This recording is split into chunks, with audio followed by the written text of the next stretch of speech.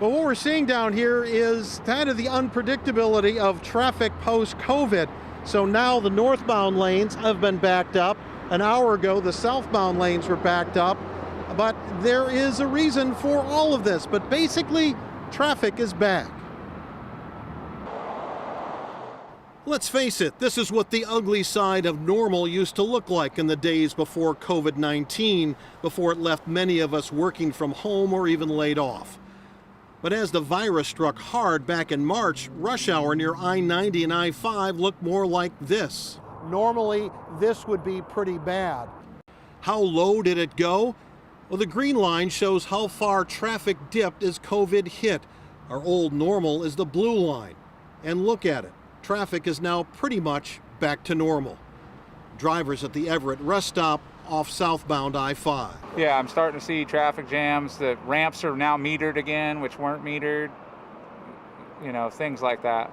Jeremy Temple often drives between Everett and Kirkland. It's better that people are getting out more. Kerry Friendly sees some positives. It's a lot more people on the road. I see a lot more people coming in here, and yeah, it's great. It really depends on when you travel and where you travel. Bart Treese is with the Washington State Department of Transportation, and there are some surprises. It's like 167 in Kent is seeing levels that are near or at above pre-COVID levels. There's some unpredictability, especially during those peak periods. A traffic dashboard offered by DOT counts vehicles. Take I-5 near the Alderwood Mall in Linwood. At one point down 68% to now down 14%. But while traffic jams are back, we are sitting in those jams for less time. These graphics from traffic analysis company INRIX. The samples show how the blue line has us moving faster even where there are slowdowns compared to the orange line of last year. Analyst Bob Pishu. A little bit quicker or a lot quicker, depending on the time of day. Though in the afternoons, we are starting to see those travel speeds start to go down a little bit as more people are hitting the road.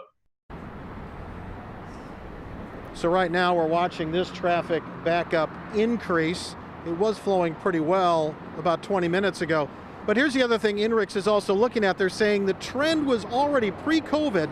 The trend was already there for more people actually working from home. So whether traffic goes back to what it was last year, we'll have to wait and see. Live over I-5, Glenn Farley, King 5 News.